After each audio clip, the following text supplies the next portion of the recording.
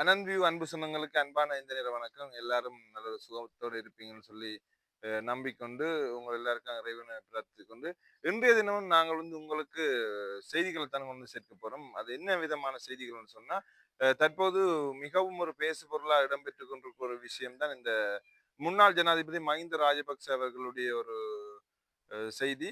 அது சம்பந்தம் அதாவது அனுரகுமார திசாநாயக்க அவர்கள் இந்த முன்னாள் ஜனாதிபதி மஹிந்த ராஜபக்ச அவர்கள் அந்த அவருக்குரிய ஒரு வீட்டில இருந்து வெளியேறணும் இல்லைன்னு சொன்னா மாதாந்தம் அதுக்குரிய தவணை பணத்தை அரசாங்கத்துக்கு செலுத்தணும்னு சொல்லியிருந்தார். அது சம்பந்தமாக மஹிந்த ராஜபக்ச முன்னாள் ஜனாதிபதி அவர்கள் வெளியிட்ட ஒரு கருத்தும்.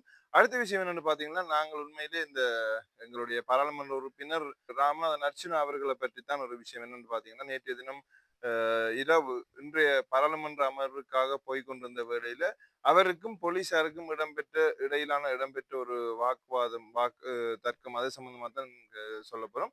அடுத்த விஷயம் பாத்தீங்கன்னு சொன்னா நாட்டு மக்களுக்கு அன்றகுமார திசாநாயக்க ஜனாதிபதி அவர்கள் ஒரு உறுதிமொழி ஒன்றை வழங்கியிருக்கிறார்.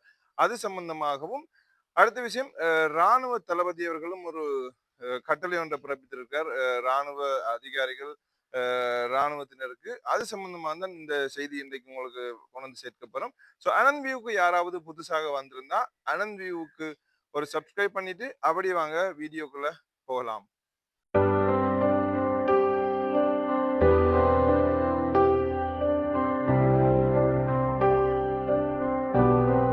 ஓகே, முதல்ல நான் என்னத்தை பற்றி சொல்ல போறேன்னா, எங்களுடைய தேசிய மக்கள் சக்தியினுடைய ஜனாதிபதி அனுரகுமார திசாநாயக்க அவர்கள் என்ன சொல்லியிருக்காருன்னு சொன்னா, நாட்டு மக்களுக்கு ஒரு உறுதிமொழி ஒன்றை வழங்கியிருக்கிறார்.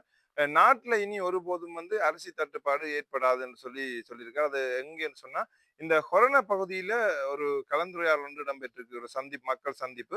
அந்த நேரம் ஒரு உரையொன்று ஆற்றைக்குள்ள மக்களுக்கான ஒரு உரையொன்று ஆற்றைக்கு அவர் சொல்லியிருக்காருன்னு சொன்னா, அரிசி பிரச்சனை இருக்குது. தாங்கள் ஏற்றுக்கொள்றோம். இல்லை என்று நாங்கள் ஒரு நாளும் சொல்லல.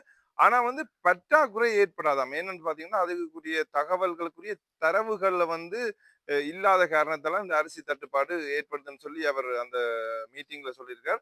நாட்டுல எவ்வளவு அரிசி உற்பத்தி செய்யப்படுகிறது, எவ்வளவு அதாவது வாங்கப்படுது, எவ்வளவு பற்றாக்குறை இருக்கு என்று சொல்லி ஒரு தொடர்பிலான ஒரு தரவு இல்ல. இனி அந்த தட்டுப்பாடு இருக்காதுன்னு சொன்னா அதுக்குரிய தரவுகள்லாம் நாங்கள் எடுத்துருவோம். இந்த பெரும்போகத்துல நெல் இருப்பது தனியாரிடம் மட்டும்தான் அந்த நெல் இல்ல. அரசிடமும் நெல் தொகையை வைத்திருப்பதற்கான ஒரு வேலை திட்டத்தை நாங்கள் மேற்கொள்ள போறோம். நிர்ணய விலையை விட ₹1 அதிகரித்து அரிசியை விற்பனை செய்ய இனி இடமளிக்க மாட்டோம் என்று சொல்லியும், இனிமேல் இந்த அரிசி தட்டுப்பாடு ஏற்படாது என்று சொல்லியிருந்தால் இந்த கொரோனையில வைத்து ஜனாதிபதி அனுரகுமார திசாநாயக்க அவர்கள் மக்களுக்கு ஒரு உறுதிமொழியை வழங்கியிருக்கிறார். இந்த நேரத்துல ஜனாதிபதி இப்படி ஒரு உறுதிமொழியை வழங்கியிருந்தாலும், ஆனா நாட்டில் இருக்கிற இந்த அரிசி கொள்வனவாளர்களும் இந்த அரிசியை பெருமளவுல விற்பனை செய்யற விற்பனையாளர்களும் முடிவெடுத்துதான் இந்த அரிசிகளை பதுக்காம, அதாவது இந்த அரிசி மாஃபியாக்கள் இல்லாம ஒழிக்கப்பட்டால் தான் இந்த அரிசி மக்களுக்கு தேவையான நேரத்துல தேவையான அளவு அரிசிகளை விற்பனை செய்ய முடியும். அவர்களுடைய அரசாங்கத்தை குழப்புறதுக்காகவும் இந்த நிறைய மாஃபியாக்கள் இருக்கலாம். அவர்கள் இந்த அரிசிகளை பதுக்கி அரிசிகளை வெளியில் விடாமல் விலைகளை கூட்டி வித்தால் அரிசி தட்டுப்பாடு என்ற ஒரு பிரச்சனையை கொண்டு இந்த அவர்களுடைய அரசை குழப்புவதற்காகவும் சிலர் திட்டம் போட்டு செய்யலாம் தானே. அப்படியான சம்பவங்கள் எல்லாம் இல்லாமல் போனால்தான் இந்த அரிசி தட்டுப்பாடுக்கு ஒரு தீர்வு கிடைக்கும். அடுத்த விஷயம் என்னன்னு பாத்தீங்கன்னு சொன்னா, முன்னாள் ஜனாதிபதி மஹிந்த ராஜபக்ச அவர்களை அவருடைய மாளிகையில இருந்து அதிகாரப்பூர்வ மாளிகையில இருந்து வெளியேற சொல்லி எங்களுடைய ஜனாதிபதி அனுரகுமார திசாநாயக்கா தெரிவிச்சிருக்கார். அது என்னன்னு சொல்லி பார்த்தால், அந்த டைம்ல எங்களுடைய முன்னாள் ஜனாதிபதி மஹிந்த ராஜபக்ச ஒரு கருத்தை தெரிவித்திருக்கிறார்.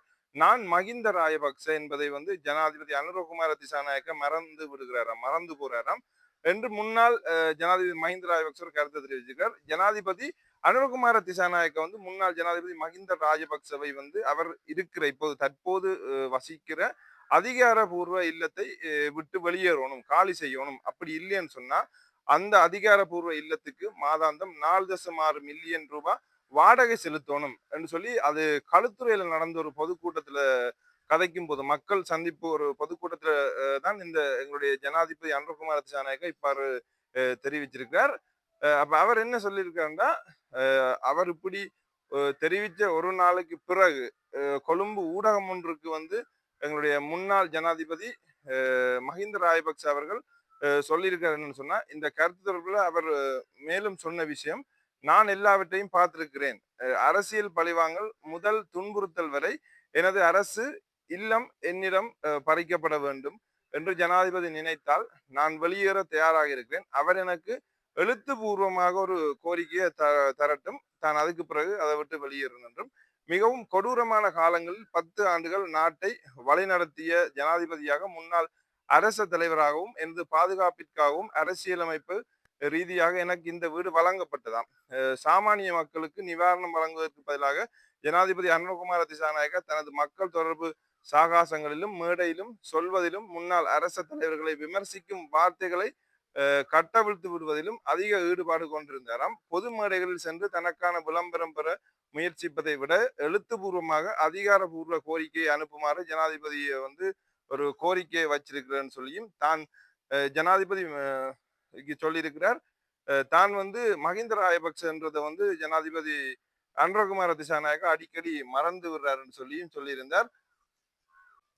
அதே நேரம் இப்படி ஒரு விஷயம் போய்கொண்டு கேட்கல எங்களுடைய அனுரகுமார திசாநாயக்கா அவர்களுடைய ஒரு அமைச்சர் சொல்லியிருக்கார், ஊழல் மோசடிகளில் ஈடுபட்டுள்ள ராயபக்சர்கள் வந்து சட்டத்தின் பிடியிலிருந்து தப்பவே முடியாதாம். அதை வந்து இளைஞர் அலுவல்கள் மற்றும் விளையாட்டுத்துறை அமைச்சர் சுனில் குமார கமகே தான் தெரிவிச்சிருக்காராம். ராயபக்சர்களின் ஊழல் மோசடி ஆட்சி அவர்களின் படுதோல்விக்கு பிரதான காரணமா இருந்தது என்றும் அவர் சொல்லியிருக்கிறார். இது தொடர்பில் வந்து ஊடகங்களிடம் அவர் மேலும் தெரிவித்தது சொன்னா, கடந்த தேர்தல்கள்ல ராஜபக்சர்களுடைய வரலாறு காணாத வகையில் படு தோல்வி அடைந்திருக்கிறார்களாம். அவர்களை மக்கள் அடியோடு நிராகரித்து விட்டார்கள். ராஜபக்சகளின் ஊழல் மோசடி ஆட்சி அவர்களுடைய படுதோல்விக்கு பிரதான காரணம் என்றும், ஊழல் மோசடிகளில் ஈடுபட்ட ராஜபக்சர்கள் தேர்தல்களில் படுதோல்வி அடைந்தாலும் சட்டத்தின் பிடியிலிருந்து தப்ப முடியாது என்றும் இந்த அமைச்சர் சொல்லியிருக்கிறார்.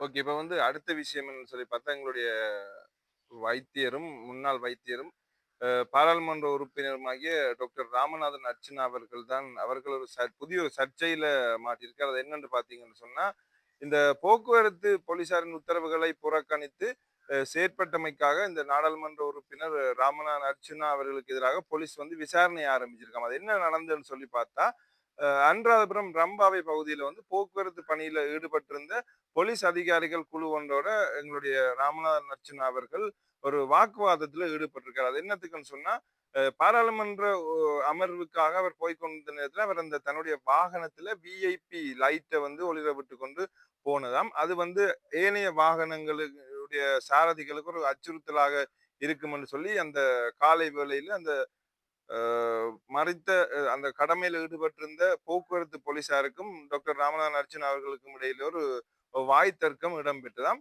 அது சம்பந்தமா என்ன செய்திருக்கணும்னு சொன்னா, நாடாளுமன்ற அமர்வுல கலந்து கொள்றதுக்கு கொழும்புக்கு சென்ற போதுதான் அந்த அனுராதபுரம் பகுதியில வச்சு போக்குவரத்து பணியில ஈடுபடுற போலீசார் அவரை மறிச்சார். இதன்படி சம்பவம் தொடர்பாக விடயங்கள் வந்து 21ஆம் தேதி நீதிமன்றத்துல சமர்ப்பிக்கப்பட உள்ளதாக போலீஸ் ஊடக பேச்சாளர் சிரேஷ்ட போலீஸ் அத்தியட்சகர் புத்திக்க மனதுங்க தெரிவித்திருக்கிறார். இந்த நிலையில வந்து நாடாளுமன்ற உறுப்பினர் ராமநாதன் அர்ச்சனாவை எதிராக மோட்டார் வாகன சட்டம் மற்றும் தண்டனை சட்டத்தின் கீழ் குற்றச்சாட்டுகள் பதிவு செய்யப்படும் என்றும் போலீஸ் ஊடக பேச்சாளர் வந்து தெரிவித்திருக்கிறாராம். ஸோ இப்ப டாக்டர் ராமநாதன் அர்ச்சனா அவர்கள் வந்து இந்த பார்லிமெண்ட், அதாவது பாராளுமன்ற அமர்வுக்கு போற நேரத்துல அனுராதபுரத்துல வச்சுதான் இந்த போலீசாரோட கடமையில ஈடுபட்டிருந்து போக்குவரத்து போலீசாரோட வாய் தர்க்கம் பட்டிருக்கார். அதால அவர் வந்து ஒரு நீதிமன்றத்துல வழக்கு தாக்கல் செய்திருக்கணுமா என்று சொல்லி போலீஸ் ஊடக பேச்சாளர் ஒரு அறிக்கையை வெளியிட்டிருக்கார். அதே நேரம் இந்த ராணுவ தளபதி அவர்கள் ஒரு செய்தி ஒன்று வெளியிட்டிருக்கார். என்னன்னு பாத்தீங்கன்னா, ராணுவ படையினர் நட்பெயருக்கு களங்கம் ஏற்படுத்தும் படை அதிகாரிகளுக்கு எதிராக கடுமையான நடவடிக்கை எடுக்கப்படும் என ராணுவ தளபதி லெப்டினன்ட் ஜெனரல் லசத் ரொட்ரிகோ தான் தெரிவித்திருக்காரு. என்னன்னு பாத்தீங்கன்னா, கிட்டத்தட்ட இந்த மன்னார்ல ஒரு சூட்டு சம்பவம் இடம்பெற்றது. அந்த சம்பவத்துக்கும் இந்த இன்னொரு சம்பவம் யாழ்ப்பாணத்துல நகைகள் கொள்ளையடிக்கப்பட்டது, நகைக்கடையில அந்த பணமாக. அந்த சம்பவத்துக்கும் இராணுவத்தினருக்கும் தொடர்பு இருக்குன்னு சொல்லி செய்திகள் எல்லாம் வெளியே வந்திருந்தது. அதுக்கு பிறகுதான் இந்த ராணுவ தளபதி வந்து ஒரு கருத்தை வெளியிட்டிருக்கார். ராணுவத்தினர் பெயருக்கு அபகீர்த்தி ஏற்படுத்தும் ராணுவத்தினருக்கோ அல்லது யாரா இருந்தாலும் ராணுவ சட்டங்களின் பிரகாரம் தண்டனை விதிக்கப்படும் என்று அவர் சொல்லியிருக்கார். இவ்வாறு அபகீர்த்தியை ஏற்படுத்துவோர் உடன் சேவையில் இருந்து நீக்கப்படுவார்கள் என்றும் ராணுவ தளபதி ஒரு எச்சரிக்கையை வெளியிட்டிருக்கார். அனைத்து துறைகளிலும் ஊழல் மோசடிகள் மேற்கொள்வோர் இருக்கத்தான் செய்வினம். இருந்தாலும் அவ்வாறானவர்கள் ராணுவ சேவையில் கடமையாற்றி வந்தால் அவர்களுக்கு எதிராக போலீசார் எடுக்கும் நடவடிக்கைகளுக்கு பூரண ஒத்துழைப்பு வழங்கப்படும் என ராணுவ தளபதி ரொட்ரிகோ தெரிவித்திருக்கிறாராம். இந்த ஒரு சம்பவங்கள் இடம்பெற்ற பிறகு ராணுவத்தினர் வந்து இப்படியான சம்பவங்களில் ஈடுபட்டால் அவர்கள் வேலையிலிருந்து நிறுத்தவோ இல்லை அவர்களுக்கு எதிராக சட்ட நடவடிக்கை எடுக்கவோ தாங்கள் எந்த இடையூறும் கொடுக்க மாட்டோம்னு சொல்லி அந்த செய்தி ஒன்றை வெளியிட்டிருக்கிறார் ராணுவ தளபதி. ஓகே, இன்றைய தினம் இதுதான் அனந்த் வியூனுடைய செய்திகள். ஸோ அடுத்த வீடியோல உங்களை சந்திக்கும் வரை உங்களிடமிருந்து விடை பெற்றுக் கொள்ள நான் என்றும் அனந்த் வியூ. நன்றி மக்களே.